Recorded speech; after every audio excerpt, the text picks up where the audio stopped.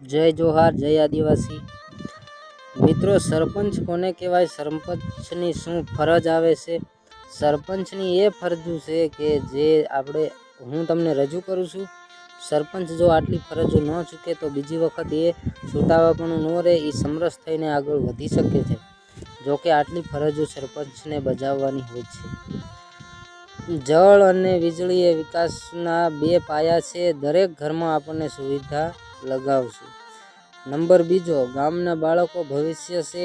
એક જ શાળા અને શિક્ષિત સમાજ અમારા પ્રથમ લક્ષ્ય છે। નંબર ત્રીજો, પ્રાથમિક આરોગ્ય કેન્દ્રના માધ્યમથી મફત દવા અને સારવાર દરેક માટે સુલભ કરવી છે। નંબર ચોથો, સૌસ્થ ગામ નિકાસી વ્યવસ્થા, રસ્તા અને લાઇટ કામોમાં પ્રથમ કાર્ય રહેશે। અને ખેતીને આધુનિક બનાવવાની, યુવાનોને રોજગાર અપાવવો આપના હાથમાં સોંપાયેલી જવાબદારી છે, એ સરપંચની છે। અને નંબર છઠ્ઠો, મહિલા મંડળો, જેડ ગ્રુપ અને સિલાઈ તાલીમમાંથી મહિલાઓને આત્મનિર્ભર બનાવવાનું।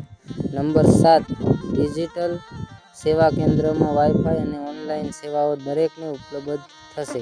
આ સરપંચની કંઈક ફરજો છે। વિડીયો ગમ્યો હોય તો શેર કરજો।